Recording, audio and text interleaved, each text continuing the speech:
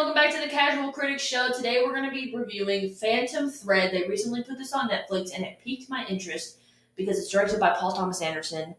And to be honest, when it first started, I didn't think if it was going to be my cup of tea.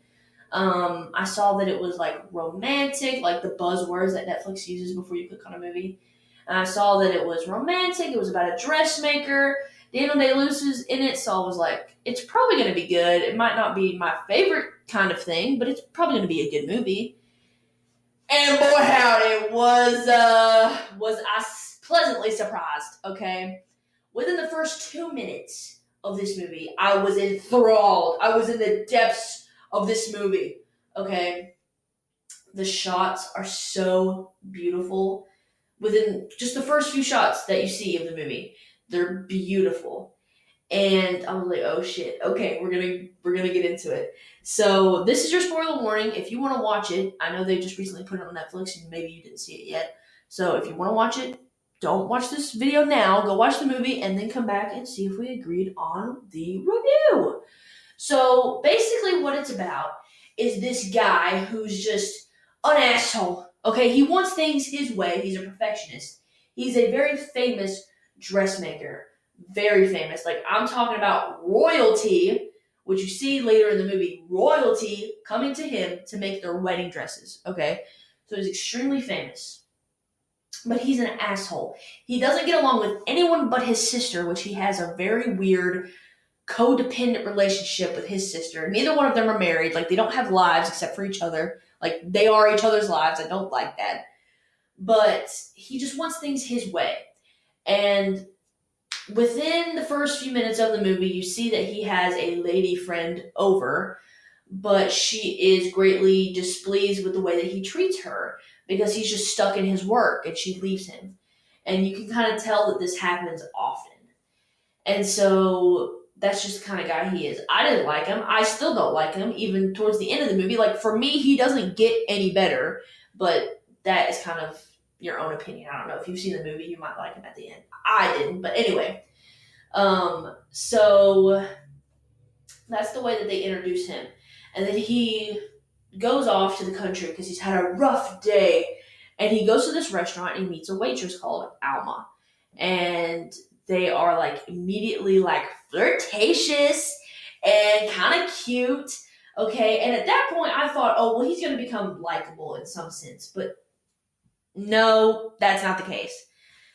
So they get together, and I guess she just quit her job because I never see her in a restaurant after that again. And she kind of becomes this guy's muse.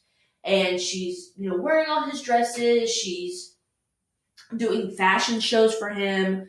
I think at one point, like, she's actually helping make the dresses. Like, she becomes a seamstress, I think, or at least she's, like, helping them out. I don't know exactly what her job is. But she lives in a house with him.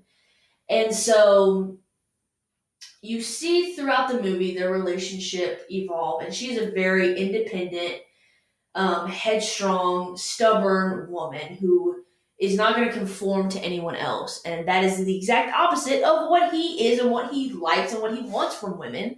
Like, he wants them to conform to whatever he needs at that time. That's very obvious from just how they portray him. And she's not like that, and she lets him know. And so, later on, and again, spoilers, if you haven't seen it, this is your warning, okay, because I'm about to get into it.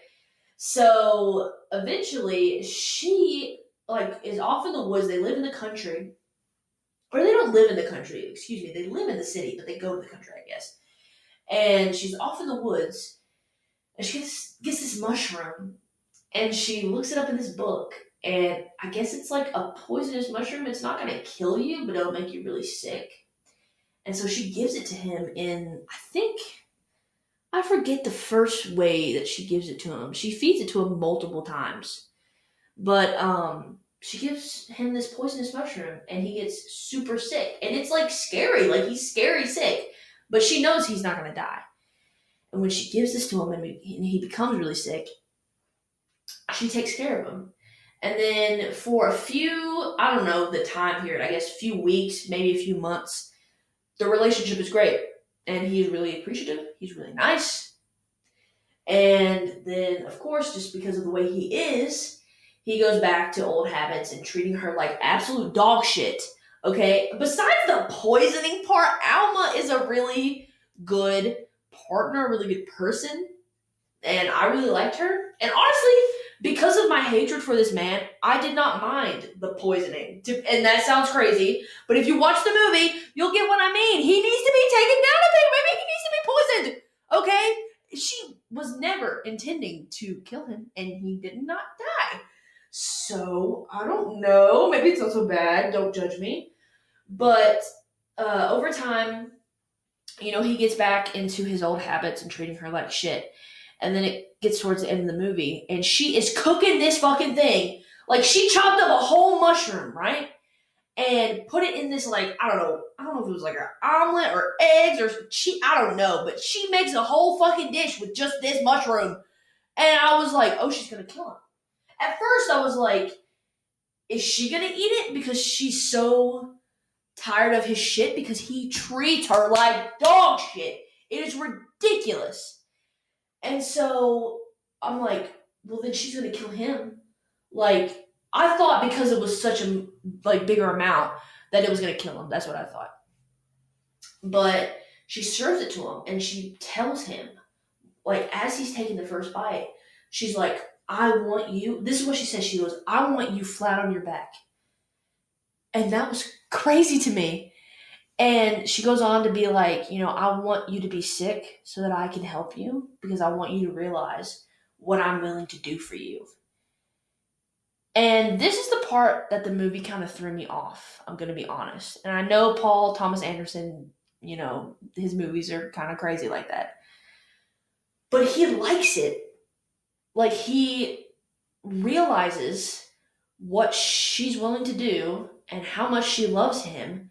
So much so that she's going to poison him to try and get him to understand, like, how strong her love for him is. And so the movie continues just for a little bit, and she's, like, poisoning him, and he's enjoying it. Like, he's like, oh, like, he's in the bathroom, and he's like, well, that's, whatever. You might want to leave the room. I think I'm getting ready to, vomit my brains out. And then they end up having a relationship and having a future, and I think they have a kid. After that, they're like walking to the park, and she's got a baby stroller and shit. Like, that's where the movie threw me. I didn't love the ending. I thought it would have been a way better ending if she had just killed him and I had enough of his shit, because it was that bad, in my opinion. It was pretty fucking bad the way that he did her. And so I would have just enjoyed her serving that dish and him croaking.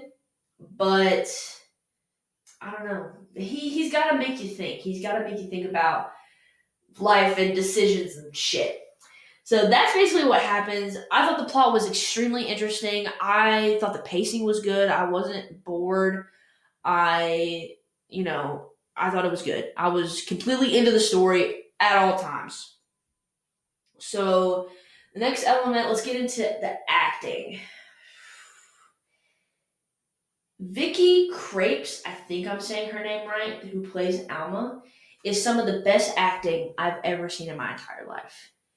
She shines in that movie. And that is so difficult to do when you think about her playing alongside Daniel Day-Lewis, who was also brilliant in the movie, don't get me wrong. But she shines through, in my opinion. I absolutely loved her. I loved her.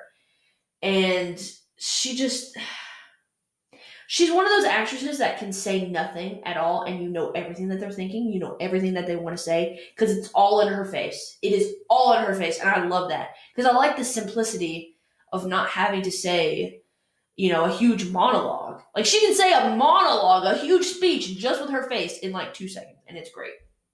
And obviously, Daniel Day-Lewis is great as well. I was just focusing on Alma. And also, interesting note, I learned while doing a bit of research, because I'm a professional reviewer, he actually learned dressmaking for a year before he did this. And you can definitely tell, because I was like, damn, he really knows how to fucking make a dress. Okay, so when I went to edit this video, I realized that my audio kept recording and my video did not, but I'm going to finish up my thoughts on Phantom Thread. The directing is great. It's Paul Thomas Anderson. Of course, it's going to be great. He uses a lot of close-ups, which I love. And when you first sit down and watch it, within the first couple minutes, you can tell what kind of movie visually that you're in for. It is absolutely beautiful. The score is beautiful. The same guy that did the Spencer score, which I love Spencer, he also did the score for Phantom Thread. So it's fantastic. The only thing that made me super angry, I mean incredibly angry, was that the lady that played Alma, Vicky Krieps, again, I hope I'm saying that right, that lady did not receive one nomination for any award for anything about Phantom Thread, which really pisses me off. And if you've seen the movie, you are probably also pissed if you did not know that, because I did a little research because I was like, I always like to see what awards people won after I watch a really good movie. And I think Daniel Day-Lewis was nominated for some stuff. The lady, I don't know her name, but the lady that plays his sister in the movie, she received a nomination. Alma, nothing. And that really pissed me off because she had the best performance that I've ever seen. Well, not the best, but one of the best performances I've ever seen in my entire fucking life. And so I was pissed, but what are you going to do? Sorry. But overall, I gave it a 4.5 out of 5. I docked it a 0.5 because that ending just did not jive with me. But if you like that ending, it might be a perfect movie for you if you like that, what he did there. I thought other than that, it was a perfect movie, and I highly, highly recommend it.